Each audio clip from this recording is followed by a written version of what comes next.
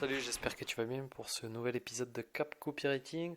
On commence avec un livre que tu ne peux pas trouver sur internet. C'est un livre qui s'appelle Where Stellar Messages Come From de Joanna Wibb ou Vibb. En fait, Joanna Wibb, c'est la fondatrice de Copyhackers. C'est une école de copywriting pour mettre du gros niveau sur ton copywriting. C'est une école que j'ai suivie. Et donc elle donne ça comme cadeau des e-books qu'elle a réalisés, qui étaient en vente avant et qui maintenant sont une partie de son programme. Et donc le premier livre traite de la phase de recherche, parce qu'un bon copywriter il fait de la recherche pour pouvoir écrire, et il n'invente pas de n'importe où. Et donc comment est-ce qu'on fait des recherches? C'est simple, elle nous dit première solution, tu peux faire des sondages.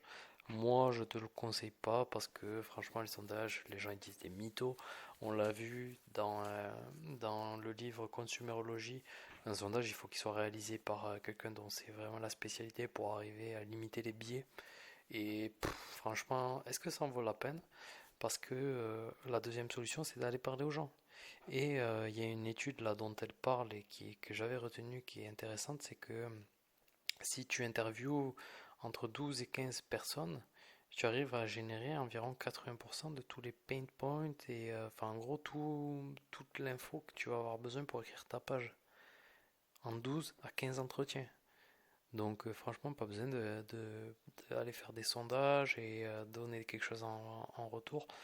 Franchement, les entretiens, tu peux les effectuer. Tu peux, en plus, si c'est des clients, la transformer en étude de cas, en témoignage.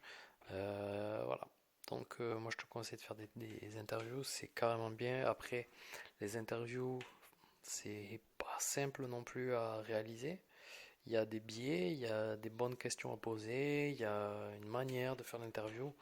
Donc, c'est toujours mieux de faire appel à un professionnel.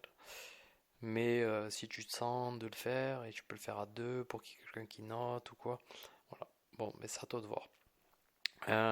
Parce que donc du coup, les interviews ou ces sondages, ils vont te servir à, en gros, ce qu'elle nous dit et ce qui me semble à peu près juste, même si on peut rajouter des choses.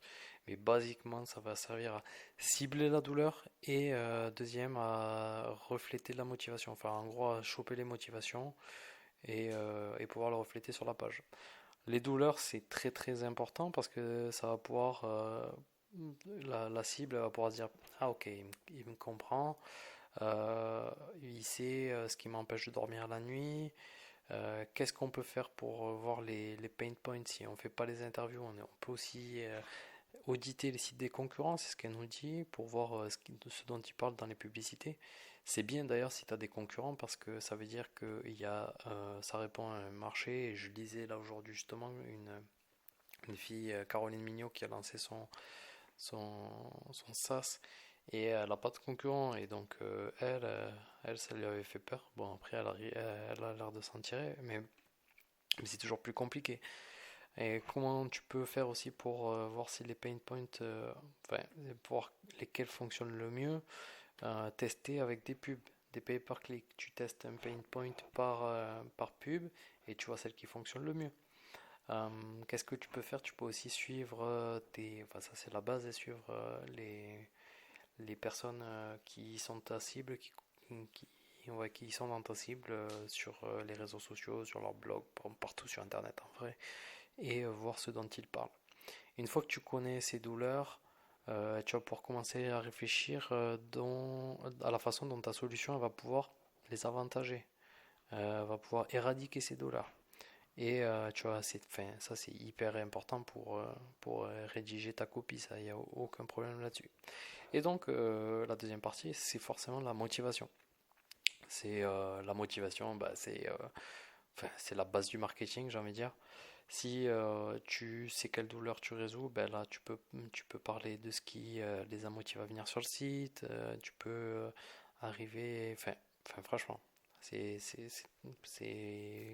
tellement basique que ok, la motivation c'est trop trop important.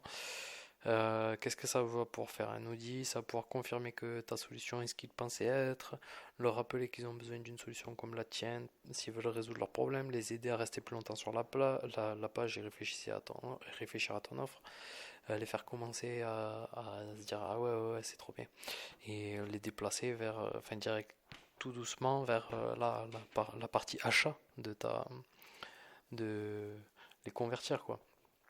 Euh, je vais pas trop m'étaler là-dessus, mais donc du coup pour écrire la page, écrire tes publicités, ce qu'il va falloir prendre en compte, c'est qu'elle nous rappelle ce qu'on a vu ensemble dans le livre de Jen Schwartz, c'est l'état de conscience de ta cible. Pour petit rappel, en fait, l'état de conscience, c'est en gros où il en est dans sa démarche, ton client, parce que tout le monde est dans une démarche.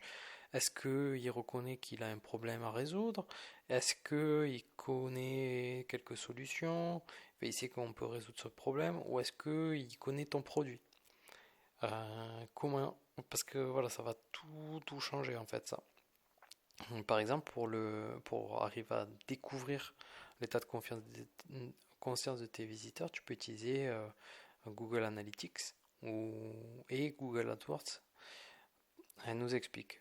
Si le pourcentage de visiteurs arrivant sur ton site, sur une certaine page, et il arrive directement. Donc il arrive en saisissant ou en l'ayant dans les favoris, ça veut dire que tu as une notoriété élevée. Ça ne veut pas forcément dire qu'ils sont conscients de leur point de douleur. Donc là, peut-être que ça vaut le coup d'essayer, en tout cas dans un premier temps, de taper un petit peu plus longuement dans les pain points et après voir si ça fonctionne ou pas avec des outils comme Hotjar. On va raccourcir la copie ou quoi.